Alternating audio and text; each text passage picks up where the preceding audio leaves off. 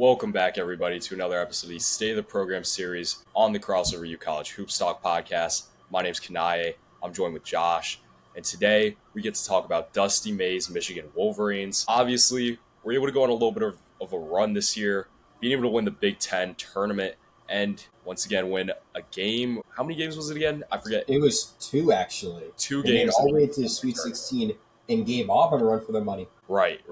I definitely, just forgot. There's so much going on with everything that it transpired in the transfer portal. It almost feels like years ago at this point that the season ended. But anyways, as usual, on the State of the Program series, we're going to talk about what programs have added, what they've lost, how we feel about where they stack up in both their conference and nationally going into this season, as well as just what the vibes are surrounding these programs. But before we get into that on Michigan today, if you can engage with our videos in any way you can, whether it's liking, subscribing to our channel, or just telling other people about our channel, it really does do a lot in being able to influence YouTube's algorithm and just get these videos out to a larger audience. So let's get started with what Michigan has lost. Definitely a good amount.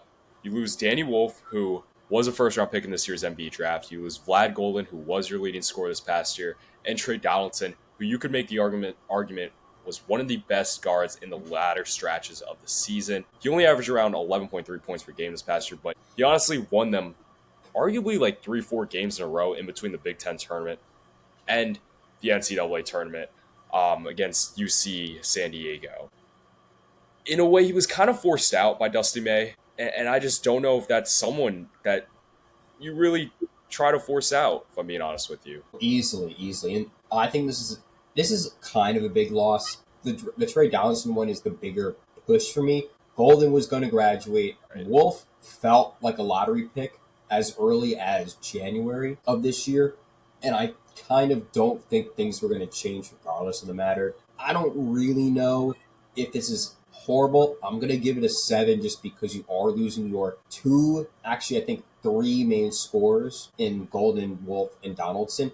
And pushing out Donaldson when you did need to leave is kind of just not what you want to do. Yeah, I mean, a big theme of this video is going to revolve around him kind of pushing out Trey Donaldson, who's now going to play at UMiami, in order to make room for the guys they brought in, which we're going to touch on in a second. But I would also probably go 7. Trey Donaldson's the biggest loss. Vlad Golden, out of eligibility, nothing you can really do there. Danny Wolf, I honestly think for the majority of the season, a lot of people knew was going to enter his name into the draft. Now, to get into what the Wolverines have added, this is where it gets exciting if you're a Michigan Wolverines fan. Your incoming transfers are Yaxel Lendeborg, a guy who averaged close to 18 a game this past year at UAB, one of the best transfers in the cycle. I believe, if I'm not mistaken, a top 3 rated transfer as one of the few 5-stars in this transfer class. He's coming over with a really unique skill set, can do a lot playmaking-wise. Of course, I mentioned he's a big-time scorer, can get up and down transition, really solid defender as well.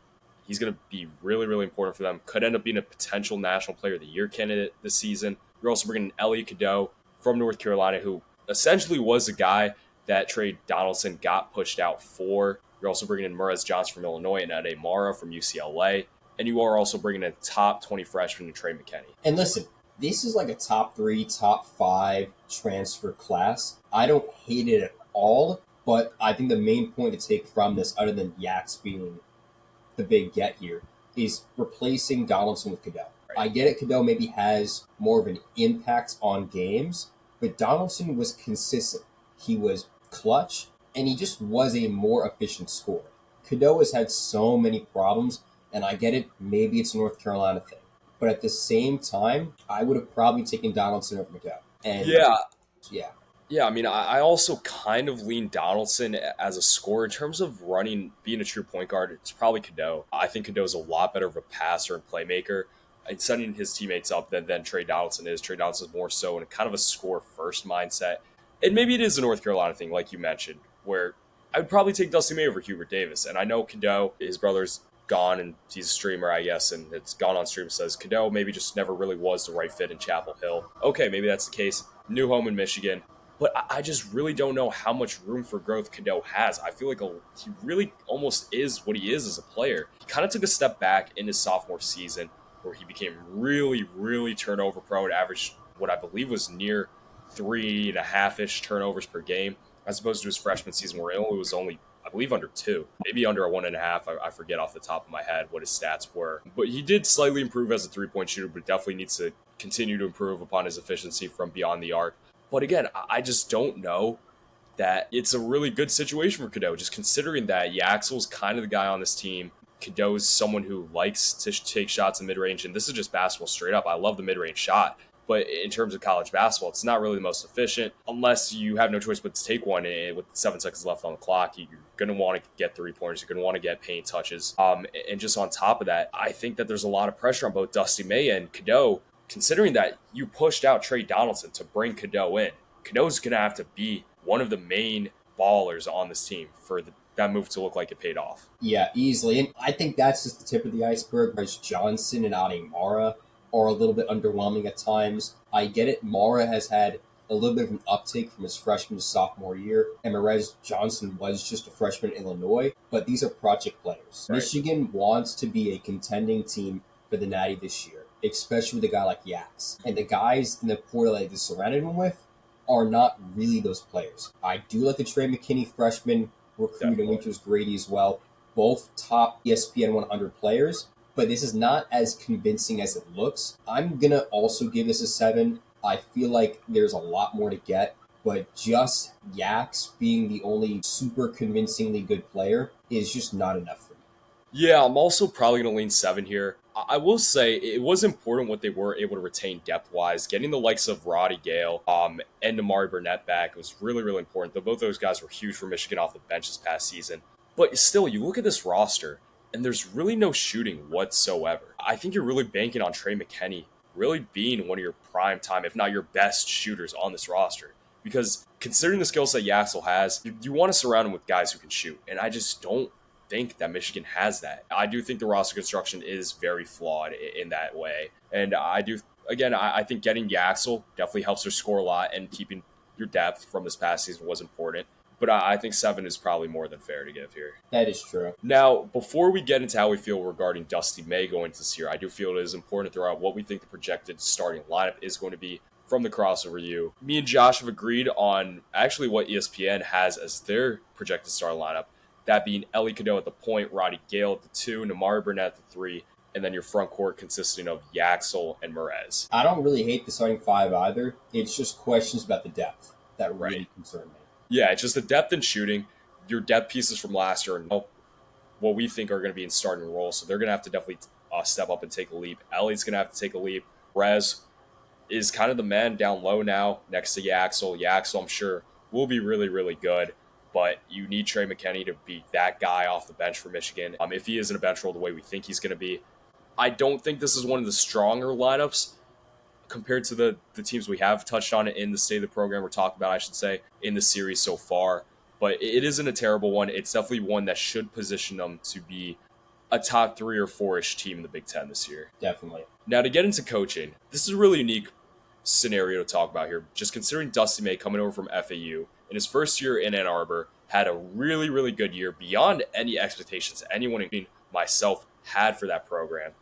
And I think you have to give him all the credit in the world. That being said, though, I don't love the way he's constructed this roster going into this year. He's banking on really the seasons to go as Ellie Kanaye goes, and he's really, really putting all his chips on one play here, one hand, and Ellie Kanaye really making a big jump. And I just don't know. As a coach, I love what Dusty May has done X's and O's wise. I don't think he's going to be able to replicate that power forward center pick and roll he was able to do with the 2 7-footers last year. And I do have concerns because in big moments, Trey Donaldson was able to hit big shots. I don't know if they have that type of a guy this year in their backcourt. Maybe Trey McKinney. Maybe Ellie Kanaye does become that guy. Maybe Roddy Gale. I just don't know. Yeah, I will say I'm going to give him the benefit of the doubt. He took FAU, a mid-major who had their first tournament win in that year, to a Final Four. He then proceeded to go back to the tournament as FAU again, returns to Michigan, first year there, Sweet 16. A little bit of surprise if you're going to ask me. I don't think this team is as good as last year's, so it would surprise me if they're back. But he's probably the second best coach right now in the Big Ten other than Matt Painter. I'm going to give him an 8. Yeah, I'm with the 8 there. I think, like you said, you can't forget about what he did at FAU, bringing that team to a Final Four. And what he did in his first year at Michigan, really no one had any expectations for them whatsoever after the down years with Juwan Howard as head coach. So I think that kind of, definitely You have to give them the benefit of the doubt there, and I think an 8 would definitely be fair. Now, how do you feel about Michigan in terms of where they stack up in the Big Ten? They're giving me 2 or 3 in the standings type of vibe. They're going to be competing a lot with Illinois and Wisconsin and even Michigan State. I think they're probably going to be in a tier below Purdue. I feel like Purdue is just in its own tier in the Big Ten this year, as they've been over the past 5, I should say. But I feel like I'd give the edge to Michigan over those other squads, but they're not the team that can win the Big Ten outright like they did last year. I'd kind of give them an 8 because we gave Purdue a 10. There is definitely a drop off. Yeah, I don't know if I'm willing to go as high as an 8 there. I do think the Big Ten is going to be a really good conference this year. I do think Purdue is the front runner there. I honestly view them as the third or fourth best team in the conference, if I'm being honest. I like Purdue a lot, obviously. I honestly like Illinois more than I do Michigan, roster makeup wise. I also think there's a chance that Michigan State could jump Michigan in the standings at some point in the season. I wouldn't put it past the Spartans there. But I do think they do open up as arguably the second or third best team in the Big Ten going into conference play. Would you be willing to go down to a 7? Yeah, I'm fine with that. I kind of get your point. And for reference, last year they did have some later struggles. They were losing multiple games. They dropped in the standings as a whole. There's a good chance it happens again. The energy might not be there in the way that some of us could be thinking. So I think a 7 is appropriate. And now, what are the vibes in Ann Arbor going into this year? How do you think you feel if you are a Michigan Wolverines fan? I'm a little cautious, to be real with you. I get it, last year was great, but I don't know if Michigan can repeat the way that they're doing right now. Yax is a great land. Regardless of how you look at it, that is the biggest point. But building around Yax has not been good.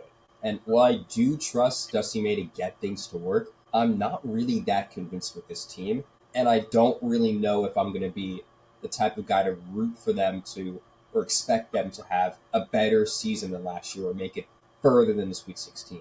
Yeah, I mean, I guess I look at it one way where if you are a Michigan fan, you had to go through the years with Juwan Howard, where it was just really, really a struggle to watch those games and just how bad that program was at that time.